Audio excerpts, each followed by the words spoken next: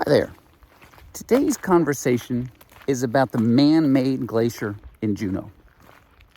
So I'm going to turn, you can see this in the background. This is the big bus parking lot out close to the Mendenhall Glacier. And back there at that back edge, that's what we're going out to see. All winter long, when the snow accumulates on the road, you can't just plow it off to the side. It fills up the sidewalks. You can't just plow off the sidewalks because the berms get pretty big. You can just see from this parking lot, this berm, that berm's 4 feet tall. And when you plow snow, it gets much, much heavier and thicker.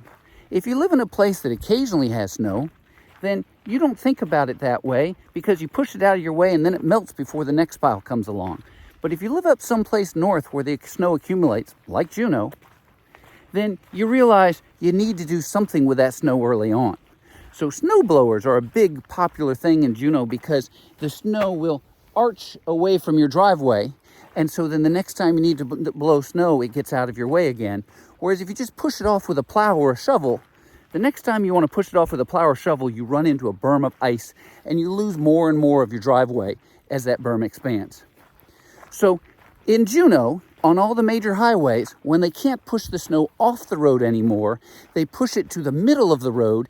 They have a giant snow blower that takes that crusty ice and shoves it into dump trucks.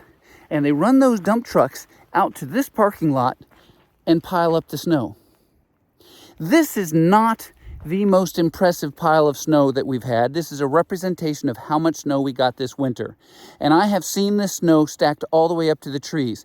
This parking lot, if you've been watching my series, I have a series of showing the end of last season's snow as it almost disappeared before the snowfall, and then a couple of spots showing just little images of it getting bigger. This is going to be my last one of the season because, as you see, it's covered with gravel. Now, all of the snow that is pulled out here comes off the roads, and they use gravel and dirt to, sand to make traction. That sand and gravel gets brought into this pile, and so a tiny fraction of the overall pile is that. But when it rains on top of it, that dirt and it's really sand and gravel comes to the surface. It's very similar to our glacier. When you come out and look at the Mendenhall Glacier, you will see it looks dirty on the top. It really isn't. Those are giant boulders, all too big for water to flow off.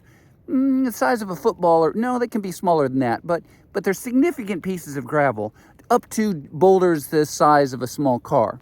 Those are left there because the snow around them have melted and left them there. So the same thing happened here. This is still 90+% snow. It's just the top layer is that gravel and dirt. Gravel and sand. I keep saying dirt. We don't have much dirt here because it rains so much. Really, you have gravel and sand because that's just the way it is. So this pile was pushed down by I don't know what the size, but it's a big Caterpillar tractor. They push it up there, and so you've got this very, very heavy tractor pushing the snow down into ice. Now, this is tons and tons of snow. Here I am right at the base of it.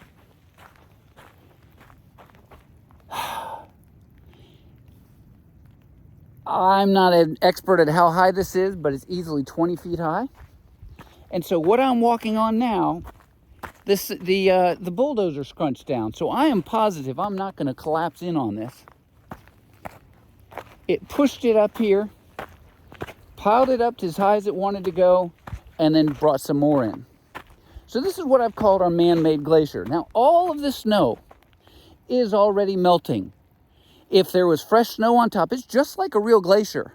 Fresh snow on top turns a glacier white this time of year.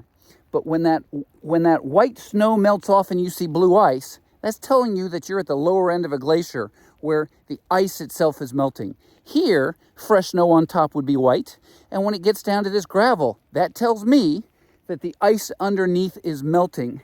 The core of the glacier, this man-made glacier, is melting down. So this is just as hard as a sidewalk. There's no crunch to it. It's just ice all the way through. This is going to be melting all summer, particularly when it rains. The rain knocks the heck out of it. And then they'll probably bring a big wheeled loader up to this region so that they can, here we go, up to the very top. So here I am looking down. I don't know what that pond back there is for. I am easily 2/3 as tall as these trees. This big chunk of ice all the way around me. I hope you can see it. There's the bus parking lot. If you come out to the glacier, you can be driving on a road that's just 100 yards past those trees. You come out here and you can actually turn around and look behind at this pass here before you head out to the glacier. The glacier is that way behind the trees. You're not going to do that because the glacier is so exciting and the mountains around you are so exciting. That's Bullion Mountain right there. Just absolutely beautiful. It's on one side of the glacier. The glacier's down inside there. So this is a man-made glacier.